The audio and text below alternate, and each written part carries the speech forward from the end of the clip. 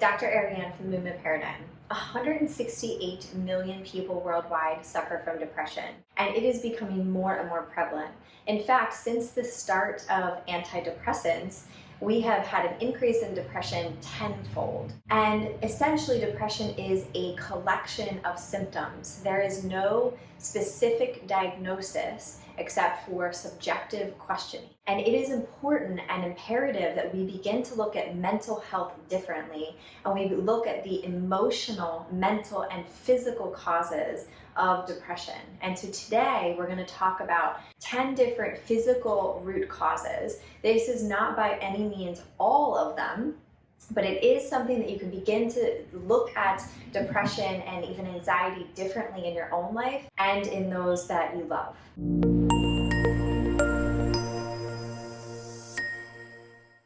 Number one is chronic inflammation. So I speak about this just about every week, which 90% plus of chronic disease and health conditions are associated with excessive or persistent inflammation. Depression is no different. And in fact, it has been shown that inflammatory changes in the brain have been shown in people that are depressed, but that also have been shown prior to an onset of depression, indicating that this could be in fact a root cause of depression. On the same lines as that, we also have leaky gut and leaky brain. So leaky gut is where we begin to have these tight junctures in the gut lining that are not tight anymore. So the pathogens and viruses begin to move into the bloodstream. This can in fact contribute to leaky brain, where those pathogens are crossing the blood-brain barrier in the brain and contributing to inflammation in the brain. Number two is chronic stress. So when we have chronic stress, we are activating the HPA axis, the hypothalamic pituitary adrenal axis. So essentially, our brain, our hypothalamus pituitary in our brain is signaling down to the adrenals.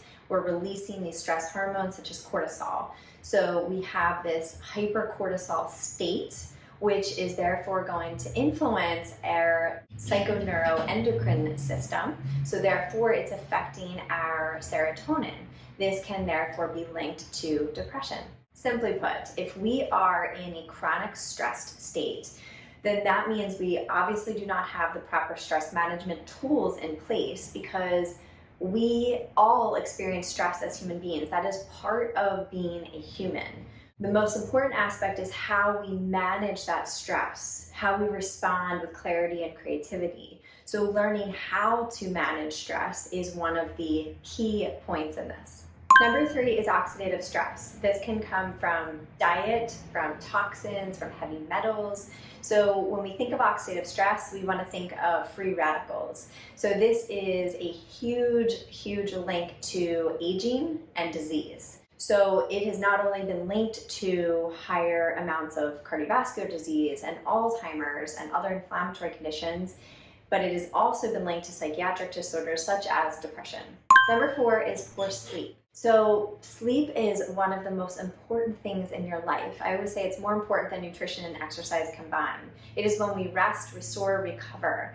And when we have states of depression, it has been linked to poor REM sleep, rapid eye movement, as well as poor deep sleep. Think of our REM sleep as our restoration for our brain, and our deep sleep is the restoration for our body. Most antidepressants have been shown to suppress REM sleep. So that is one of the most important things that we need for recovery of our brain. Number five is sedentary lifestyle. So sedentary behaviors can increase the likelihood of depression by 25%. So sitting on the couch, watching TV, playing on your phone, being on the computer, just not moving throughout the day, of course, is going to be a huge factor in our emotional health. In fact, the way that we express emotion and feel emotion is actually through something called interoception, which is these receptors in our fascia. They primarily are in our viscera, but they're also in our fascia. These are sensory receptors that influence our emotion. Number six is your thyroid. This is something that is commonly overlooked as a contributor to anxiety and depression, and it is extremely prevalent. You can check out another video I've done on what to look for and testing. But as it relates to this, we want to think as it relates to hypothyroidism, the majority of hypothyroidism is going to be linked to depression. When you have hyperthyroidism, up to 69% are linked to depression and 60% have anxiety as well. So this is absolutely something that you want to assess, and you want to get a full thyroid panel to make sure that you're testing not just your TSH, but looking at your entire thyroid panel, T3, T4, reverse T3, your antibodies, etc. Number 7 is nutrient deficiencies. There are so many nutrient deficiencies that are linked to depression. Everything from your B complex, magnesium, chromium, selenium, omega-3s, calcium, and in addition to that, protein. So I'm a huge advocate of protein and making sure you're getting enough. But why is it important for this? Because you need specific amino acids. You need protein for your neurotransmitters. You need tryptophan, for example, which is an amino acid that you can get from actual animal protein that you need for serotonin. Serotonin is our feel-good hormone. That is one of the things that when we have an antidepressant, it is a selective serotonin reuptake inhibitor. Number 8 is obesity. So when we think of obesity, we have a large amount of adipose tissue. So adipose tissue or fat is considered an organ of inflammation. So the causation for obesity and depression most likely goes in both directions. Obesity is going to attribute to changes in the brain and mood and behavior. But also, if you are depressed, then you are most likely not motivated, so you are going to eat more, not exercise, etc. Number 9 is poor gut health. So you've heard me talk about this time and time again, and this is no different. But if we have poor gut health, that the bacteria in our gut is what produces the neurotransmitters such as serotonin. So we have 90% of our serotonin in our gut. We have about 50% of our dopamine in our gut. And we also have GABA, which is going to inhibit feelings of fear and anxiety. So if we have poor gut health, if we have a dysbiosis in our gut, for example, things like SIBO or perhaps even Candida and so on, parasites, even just eating poorly, all of this is going to lead to a poor microbiome, which is therefore directly influencing our gut-brain connection, so our mood and behavior. Number 10, antidepressants and antidepressant withdrawal. So antidepressants have, over decades of research, have not been shown to do what they actually say that they are doing. The development of antidepressants was based on a theory that has not been proven for, like I said, years and years. So, in fact, per research, it has been shown that antidepressants can actually even increase vulnerable patients with suicidal thoughts and ideas. And antidepressant withdrawal can be one of the most debilitating things that you could ever experience. I've watched patients go through it.